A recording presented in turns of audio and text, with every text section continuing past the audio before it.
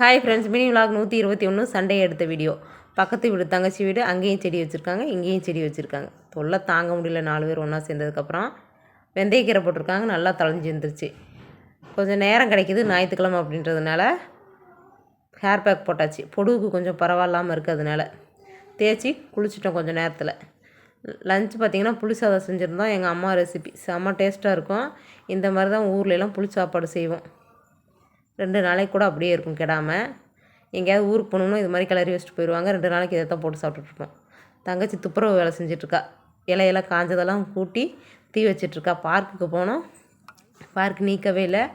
4:30க்கு நீக்கிறது 5 மணிக்கு மேலே ஆயிடுச்சு, அப்போவும் நீக்கலை. வந்து நீக்கி விட்டதுக்கப்புறம் உள்ளே போய் விளையாட விட்டாச்சு.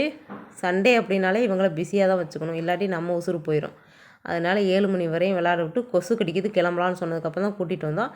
நைட்டு வந்து படுத்தாங்க, எந்திரிக்கவே இல்லை, அவ்வளோ டயர்டு. பாய், நாளைக்கு பார்க்கலாம்.